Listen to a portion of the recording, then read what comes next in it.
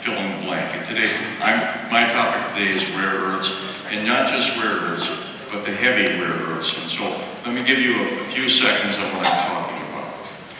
When you mine rare earths, every ore body presents all of the rare earths in some combination.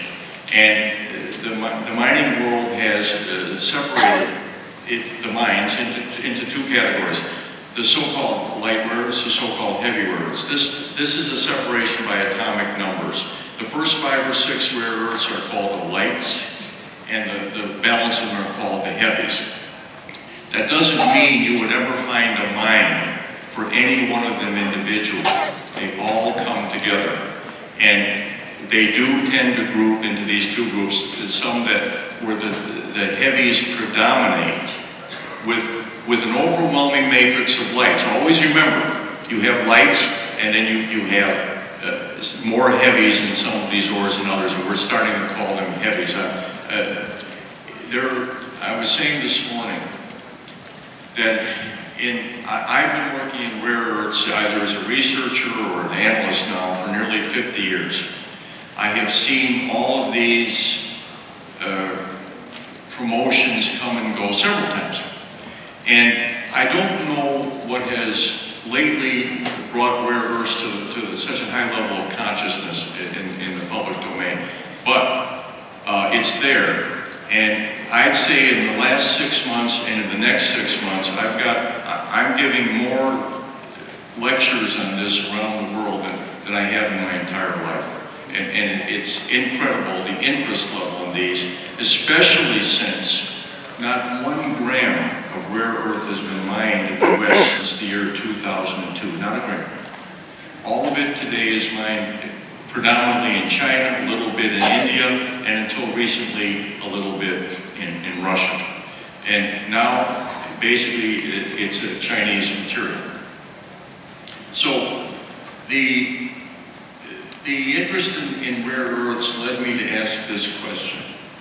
Who will win the race to be the first to produce heavy rare earth elements outside of China in the 21st century? Gee, what does that mean? About 4 months ago, the Chinese floated a trial balloon that they might stop the export of the heavy rare earths entirely in the next 5-year plan, which begins in a few months. And not to create a squeeze, a price, or any of that, but to conserve these very rare materials, of which until today, only China has ever produced in commercial quantity, at least in the last 45 years. And they have one major deposit, which the geologists call the ionic clays. That doesn't matter, it's just one deposit in Sichuan province.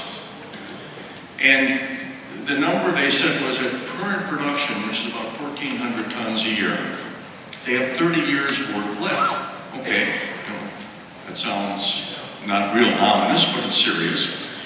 And this morning I spoke to a gentleman who had just come back from the Chinese mining region of Bayanobo, where all of the light rare earths come from in China. And he said he's been told that the Chinese rare earths, heavy rare earths, they only have 10 years worth, and they're very concerned. They're looking for feed. Well, we have 2 Canadian companies and 2 Australians. Oh, I thought this was going to change. Oh, yeah, it did. This is the rare earth space of listed. The first 4 are listed. The last one is private, but I understand the last one will be coming public next year. So that's Great Western Mineral Group of Saskatoon, Saskatchewan, Avalon Rare Metals of Toronto, Linus of Australia, Arafura of Australia, and Molycorp of California, the USA.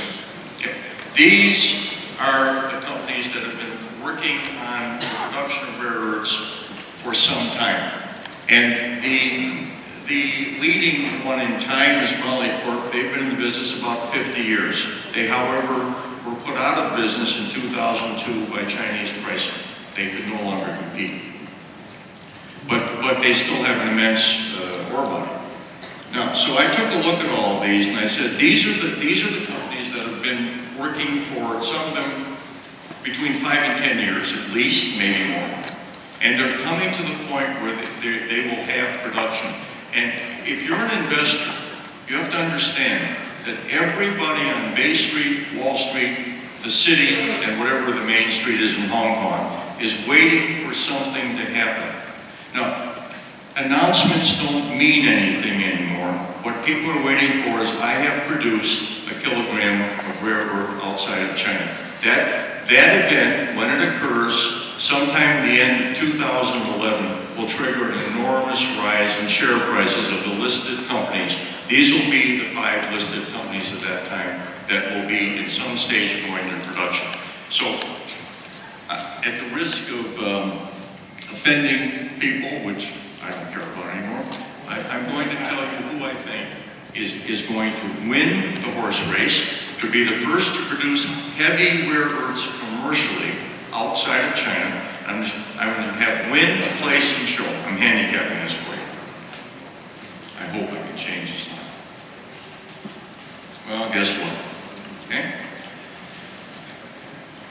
I don't think this is the place to go into great detail on the business model of either Great Western Mineral Group or Avalon Rare Metals. But what I want to tell you is that Great Western Mineral Group has a property in the Republic of South Africa that has exceptionally high heavy rare earth values. It was previously a mine developed by Anglo-American Corporation to produce thorium for the British Nuclear Authority.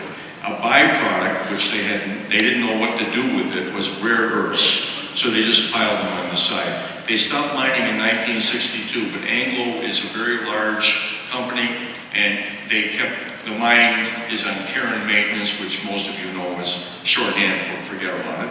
But that's not the case in this one. They kept it in good shape. And Great Western has now leased the mine and plans to bring it back into production in the next 18 months. That's what they're saying. And they will then, from that mine, produce commercial quantities of heavy rare earths sometime between the 3rd quarter of 2011 and the 3rd quarter of 2012. I'm saying commercial quantities, tons. Avalon Rare Metals has a huge deposit in Thor Lake, Canada's Northwest Territories.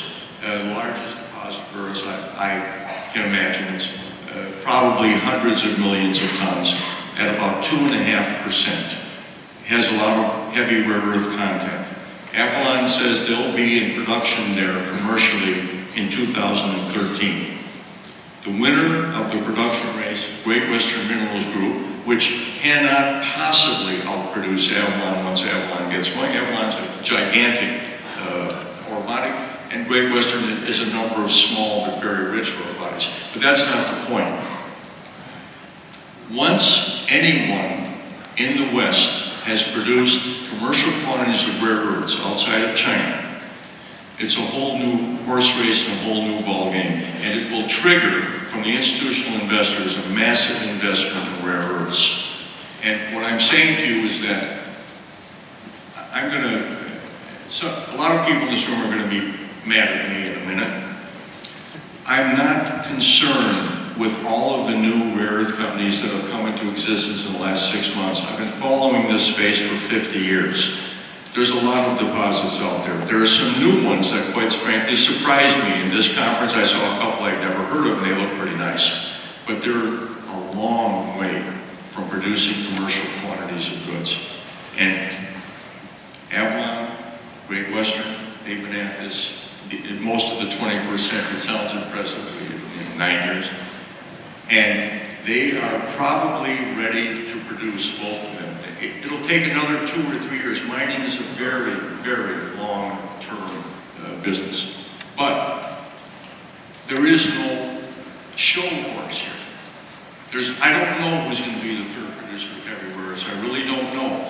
There's a tier in Canada in particular of uranium companies that had significant heavy rare earths in their residues. They're not in the heavy rare earth business. There are some people who have found, had uranium deposits, are now looking at heavy rare earths rather than uranium. And there are some who have disseminated deposits, very, very low grade, which can require an awful lot of chemistry and metallurgy to get them done. And I wish everybody the best. I hope they're producing. I'm predicting that by 2015, both of these Canadian companies will be selling to the Chinese, who will then be short. And I'm predicting by 2020 that a Canadian company will be the world's largest rare earth producer. It may or may not